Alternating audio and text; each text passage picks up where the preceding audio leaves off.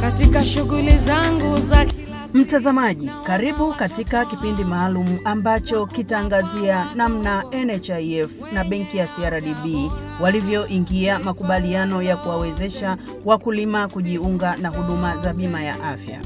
Mkurugenzi mkuu wa NHIF Bwana Bernard Konga anaeleza namna mpango huu utakavyotekelezwa. Mpango tunaokwenda kuzindua au kusaini leo makubaliano ulizinduliwa rasmi mwaka 2018 kutoka shirika afya. Mpango wa kuwezesha wakulima walio katika vyama vya ushirika kupata huduma za bima afya. Utakumbuka zamani bima afya ilikuwa inaonekana ni kwa ajili ya watu walioko maofisini tu. Nchi yetu katika 100%, 80% hawako maofisini. Wako kwenye kilimo, wako kwenye mifugo. Sisi kama mfuko wa taifa wa bima afya, baada ya kuona tumemaliza soko la walioko ofisini, tukajiongeza. Nasema sasa twende tuwafuate Watanzania wa 80%. Kwa mwaka 2018 tulipata bahati ya mpango huu kuzinduliwa na Waziri Mkuu wa Jamhuri ya Muungano wa Tanzania, Mheshimiwa Kassim Majaliwa, na tulizindua mkoani Shinyanga, wilayani Kahama. Na kwa kweli ni mpango ambao serikali umetoa baraka zake na naona kwamba una matunda makubwa sana kwa Watanzania huko mbeleni. Tunalenga mazao makubwa 5, lakini yanazidi kuongezeka kulingana na jinsi ambavyo uhitaji unatokea. Ametaja hapa mkurugenzi mtendaji wa CRDB kwamba tunaangalia pamba, korosho, kahawa, chai, tumbaku. Ameongeza na miwa, tuna ufuta unatajwa. Kwa ni mazao yale mikakati ambayo serikali imeweka nguvu, basi na sisi tunapita hapo.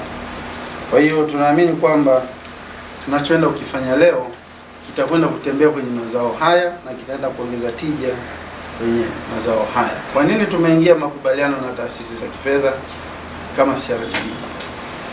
Mkulima huyu ambaye anavuna mara moja, kwa maana msimu ni mara moja kwa mwaka, kama ilivyo binadamu yoyote au mwananchi yoyote, pindi mavuno yanapofika, unapata fedha, mahitaji yanakuwa ni mengi. Unaweza ukasahau hitaji la afya. Lakini afya hii bila kuwekea mkakati inaweza kukuingiza kwenye umaskini. Kwa maana ya kwamba umeweka vipaumbele vyako, sasa ukavishughulikia afya ukaweka pembeni.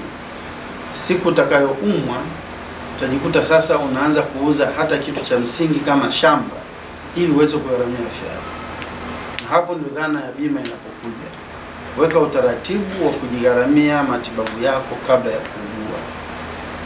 Changamoto iliyopo kwa kundi hili, wengi wanajikuta msimu ukiisha, katikati anakuwa hana fedha, kwa hiyo afya yake inakuwa iko mashakani.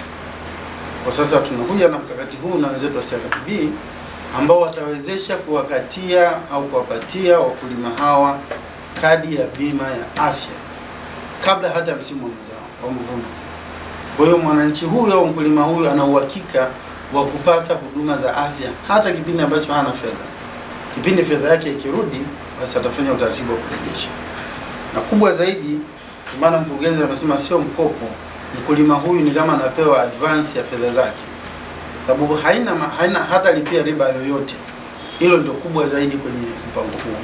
Ni mpango wa kipekee, ni mpango ambao uko tofauti sana na mipango mingi, sababu umeangalia kumwongezea uhakika mkulima huyu pindi anapofanya shughuli zake, basi awe na uhakika wa kufanya kilimo bila kuwa na shaka ya afya yake, au asiingie kwenye majanga ya kujikuta hana fedha, anahitaji huduma za afya, hawezi kuzifikia, sasa anakwenda kuuza shamba lake, mwisho wa siku anaingia kwenye umasikini ndio kugumu. Kwa hiyo tunashukuru sana CRDB tena kwa kukubali kuwa wabia kwenye utaratibu huu. Mwanzoni tumekuwa tukienda bila utaratibu huu wa taasisi za kifedha, lakini sasa tumeona umuhimu wa taasisi za kifedha na tunaamini tutafanikiwa kwa kiwango kikubwa. Lakini muda mfupi ambao unafuata tunakwenda kusaini haya makubaliano. Sasa hawa wakulima kupitia haya makubaliano tunayosaini na tutakwenda baadaye kwenye vyama vyao, tunawataka wawe kwenye vyama vya ushirika. sababu serikali imewekeza sana kwenye ushirika, na ndio maana tunaye mrajisi wa ushirika hapa. Imewekeza huko waingie kwenye ushirika, asije mmoja mmoja, sababu ukiangalia gharama ambayo anakwenda kulipia ni gharama ndogo sana, shilingi 76,800. Kwa sababu za haraka ni kama shilingi 200 kwa siku. Bando tunanunua za shilingi ngapi kwa siku? Utaona ni kiwango cha chini sana. Lakini kwa wao sasa, kwa kuwezesha kuwa ndani ya ushirika, unawapa nguvu ya pamoja kujiwekea fedha zao kwa pamoja. Mmoja anapoumwa sasa ni rahisi kundi hilo hilo linajigharamia. Ni kama tunasema upato, vile vikundi vyetu tunavyozungusha fedha, kwamba leo mimi naweka fedha hapa kesho ndazichukua nyingi. Basi na mimi naweka fedha shilingi 200 yangu kwa siku nitakapoumwa au mmoja wetu atakapoumwa, basi tutaweza kugharamia ili tuweze kuendelea na shughuli zetu za kilimo. Na amesema hapa mkurugenzi, kiwango hicho cha 76,800, ukihitaji kuongeza mtegemezi mwingine, anaweza kuwa ni baba mtegemezi wa kwanza, basi unalipia 76,800. Mtoto unalipia 50,400, lakini baadaye unaweza kujumuisha wote kwa pamoja. Kwa ni viwango vya chini sana. Na tumemlenga mkulima huyu kwa kuangalia kipato chake, na sasa tunataka waingie kwa umoja wao. Nini ambacho atafaidika mkulima baada ya kuingia kwenye utaratibu huu? Kuingia kwenye utaratibu huu, kama nilivyosema awali, kwanza anajihakikishia kwamba ana uhakika kupata matibabu mwaka mzima kabla hata hajaingia kwenye msimu wake wa mavuno. Yaani sisi kama Mfuko wa Taifa wa Bima ya Afya tunao mtandao mpana sana wa vituo vya kutolea huduma. Viko Tanzania bara, Tanzania visiwani. Vituo hivi vinamilikiwa na serikali, taasisi binafsi na mashirika ya kidini. Kwa kote huko ataweza kwenda kupata matibabu pindi anapohitaji. Lakini atapata huduma za dawa, atapata huduma za matibabu, huduma za uchunguzi, vile vitu vyote vya msingi ambavyo vitamfanya yeye awe katika hali nzuri ya kuweza kutekeleza majukumu yake. Lakini zaidi ya hapo, anaongeza thamani hata ya akaunti yake aliyonayo CRDB. Na maana akitembea na kadi yake ya CRDB, nyuma yake inamwashua kwamba yeye ni mwanachama Mfuko wa Taifa wa Bima ya Afya.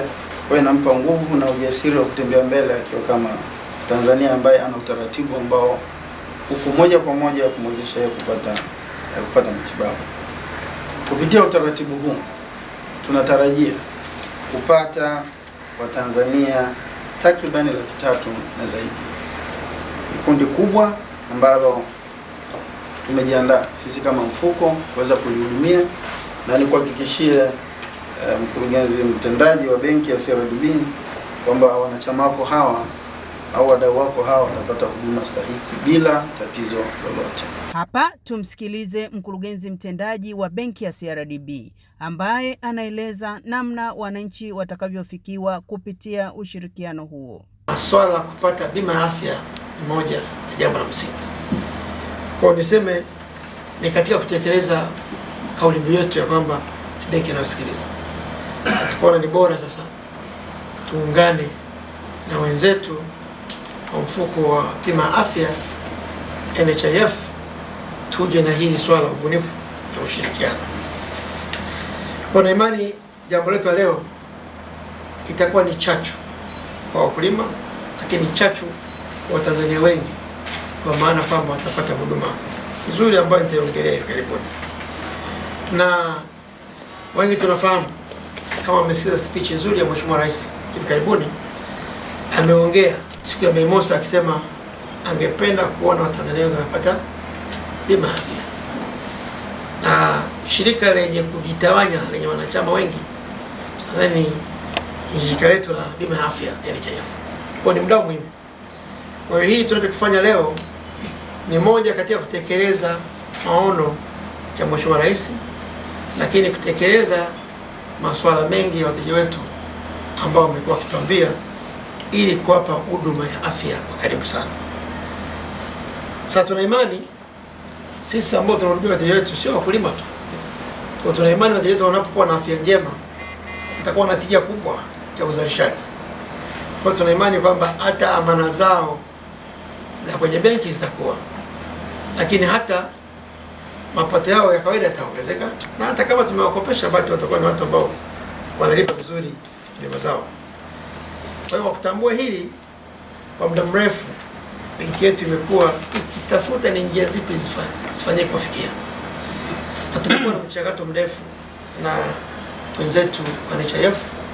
Lakini nichukue fursa hii kabisa kuwapongeza wataalamu wetu na kuwapongeza wataalamu wa NHIF kwa kazi nzuri ambayo wameifanya, na kutambua kazi kubwa ya kupongezwa kwa NHIF ambao tunajua ukiangalia watu wa huduma nchini wanaongoza, na hii ni sehemu moja ambayo itaongeza wigo mkubwa sana wateja wetu, sio wateja wa kuongeza wateja wa NHIF, lakini kuwafikia Watanzania wengi walio katika pembezoni mwa nchi.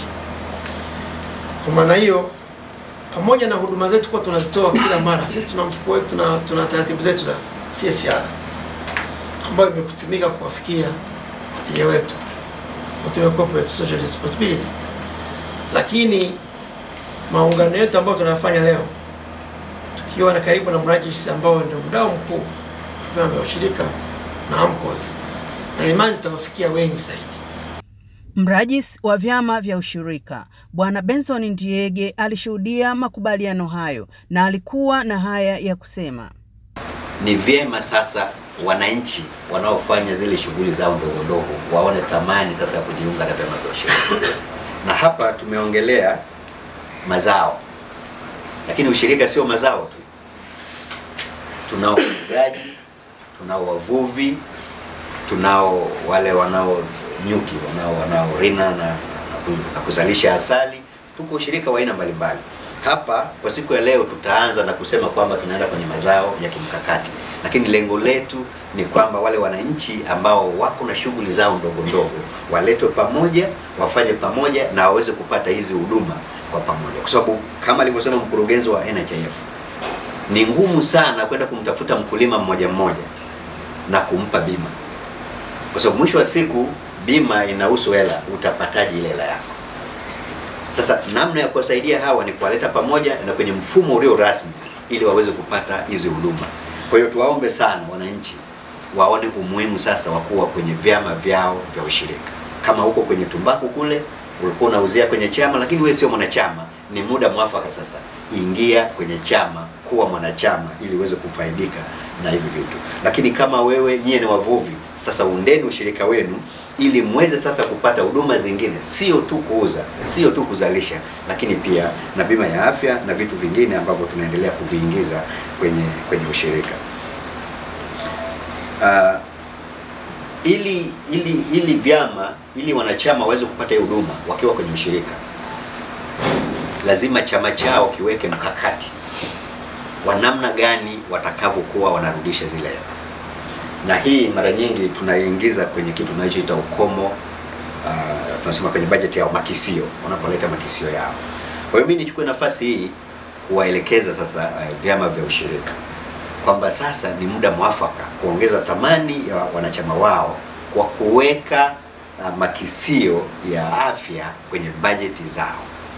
Na mimi nitakuwa nafuatilia hili, na ni maelekezo ambayo yatasimamiwa na Tume ya Maendeleo ya Ushirika na wadau wote wa ushirika, kwa mfano warajisi wa mikoa, kuhakikisha kwamba wanapoleta makisio yao pia wanakuwa wanaweka component ya afya.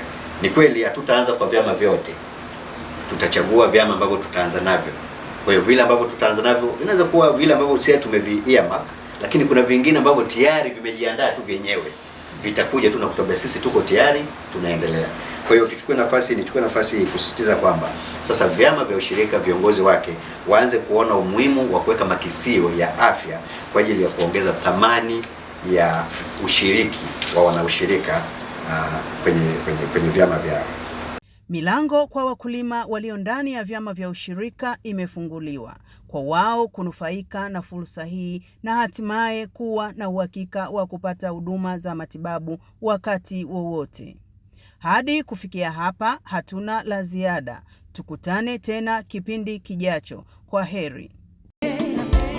Sasa kwa nini upate tabu? Kwa nini upate shida? Wakati mfuko wa taifa wa bima ya afya NHIF uko kwa ajili NHIF, huduma bora za matibabu ni haki yako na ni dhamana yetu.